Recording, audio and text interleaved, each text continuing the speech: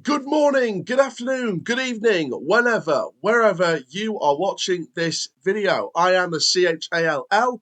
We are back for another DRFC Daily Report. As you can see, we're still wearing the shirt. I'm off to the south for a pint. I'm going to the south for a pint. Oh, that news still rings positively, even after when it actually happened. So we've got a few things to get through in this daily reports. Biggins and Adelakun are bye-bye. Molyneux, he wants to become a legend here, which is great to hear, of course. And a bit of news about potentially our next incoming. So, first of all, make sure you do like, comment, subscribe, do all that good stuff. Make sure you just click the notification bell as well so you stay tuned to all the content coming up over the next few months. Got pre-season coverage in the next couple of months. We've got all the transfer stuff during the window as well, so stay tuned for that. But for now, ladies and gentlemen, let's get straight into this one. We're going to take it chilled, take it relaxed, and let's get straight into this one, shall we? So let's start off with the big one, which is Adelakun and Biggins will not be signing new deals. So then, it's pretty clear the story. Biggins and Adelakun have each turned down offers, bring to an end a 2-week wait for anxious supporters, according to the Free Press. It isn't the news that some fans will have wanted to hear, with both players having played crucial roles in the running. Of course, Adelakun had a great loan spell overall from Lincoln to the end of the season. Of course, last few games obviously didn't feel like his best games. I think we can be perfectly honest here. I think the last few games did feel a bit off compared to when he first started on his loan spell. So it weren't the greatest of personal forms going into the summer, but there was no doubt the talent in there. And yeah, it would have been nice to keep him, but no player is bigger than one club. What's the phrase that Abby Lee Miller said on Dance Moms? Everyone's replaceable. And I think that's probably the case in football as well. It's definitely the case in football. Harrison Biggins, of course, he signed with the club only a couple of seasons ago now, so he'll be leaving after 2 years. Um, and to be fair to Biggins, he came in and I think the first half of the season, he had an on and off first half of the season, scored some absolute wonder goals, by the way, though. And then the second half of the season just came alive in that role and, came alive in the role he was given by McCann in the second half of the campaign. And it kind of felt like his role. It really felt like his role. He ended last term with a flourish, netting in his final 3 appearances in a Rovers shirt, but of course missed that second leg against Crewe through injury. So McCann said this about the news. Unfortunately, Hakeeb and Big O will go to pastures new. We'd love to have kept them. We offered them good contracts based on what we felt was good for them and how they performed. But it's just football. You don't get everything you want, so we have to act quickly. We always had plans in place if we didn't keep players. So pretty clear news. Biggins and Adelakun are off. Part of me, and I don't, and it'd be bound to see whether this is true or not. It might be, might not be. I reckon we've got our replacements in already. Grant McCann says we need to act quickly. We need to, replace these players, etc. I think the replacements are already in the door. Sabara to replace Big O, or I should say an upgrade on Biggins, in my opinion, and Gibson to replace Adelakun. Time will tell whether he's an upgrade on Adelakun. I think he has the potential to be. It's just a case of what happens when he kicks that ball. So you've got 2 players in there, Sabara and Gibson, who are more than good enough to be replacements. Obviously, we know for a fact McCann is going to bring in another midfielder. We'll talk about that in a second. But I think there's an option to loan in another winger. We spoke about options on the recruitment video on this channel. Ben Parkinson, Joel Ndala, Fabio Giallo. Some good players there who you could loan in. Ben Parkinson's obviously a permanent option for me because he's out of contract this summer at Newcastle. There's other permanent options out there as well. Zach Brunt. I think he'll go for a loanee now, though. I think they'll probably loan one in. So you're looking at Parkinson, you're looking at Ndala, you're looking at Fabio Giallo. You're looking at players like that. So you've got an option there. You've got options there as well overall. And for me, with the Biggins news, I think that puts De Grucci as third choice. I think you've obviously got Sabara, You've obviously got Westbrook. You've got Gibson, who can play in that 10 role as well if needed. So I think De Grucci will get loaned out, but I reckon De Grucci's third or fourth choice. I don't think you'll see another attacking midfielder. If you do, then fair enough. But I personally think we're covered in that area now. Westbrook, he's a great shadow striker, gets into the opposition press, the press of the opposition's half very well, pits those pockets of space. Sabara does the same. He's got a bit more pace as well. So, and then you've got Gibson who can cover in that area as well. Molyneux can play in that area. Hurst can be transitioned into that area if you needed.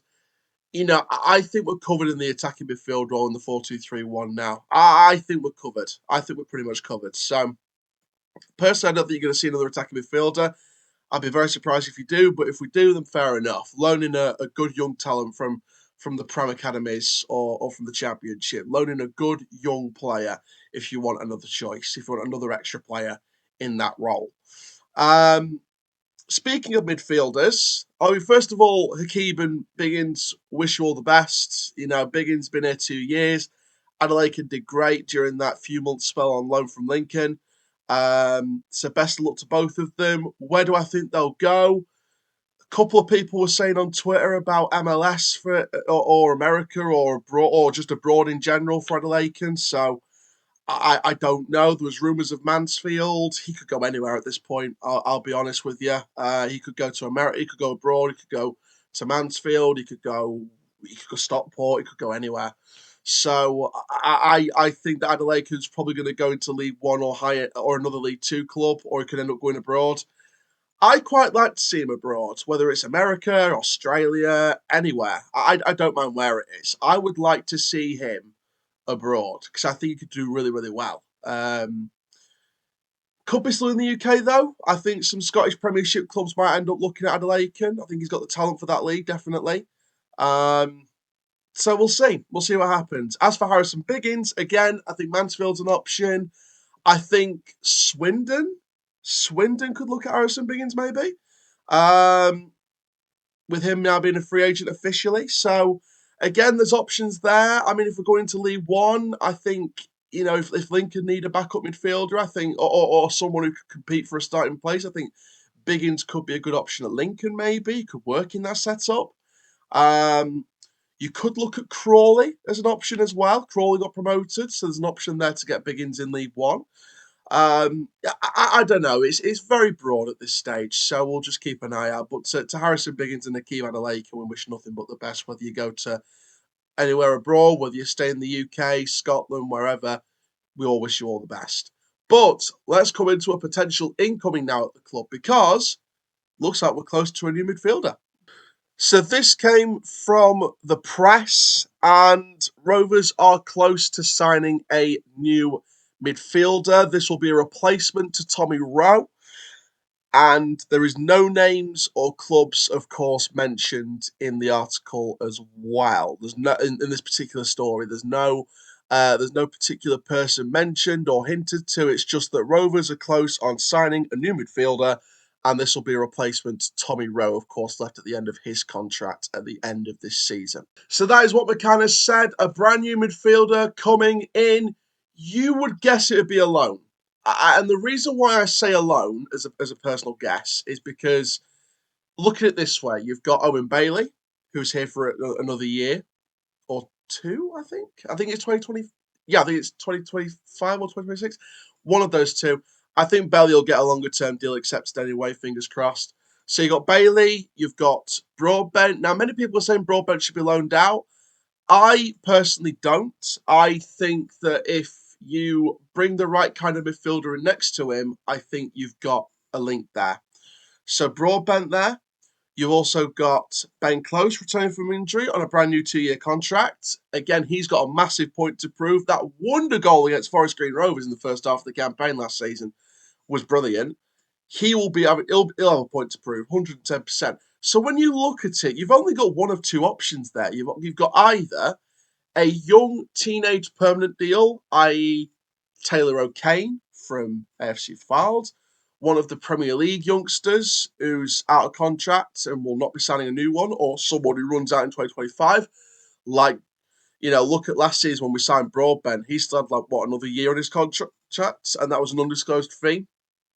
We weren't given an estimate fee as to how much Broadbent was. My best guess with Broadbent was somewhere around the 90 to 95 grand mark as an estimate, as a guess estimate. So we won't spend as much as 100 grand on a player already in a deal. So it'll either be a teenage player, either out of contract or out of contract in a year that requires a minimal fee, like a 50 to 95 grand mark, like a Taylor O'Kane from AFC Fylde, that kind of player.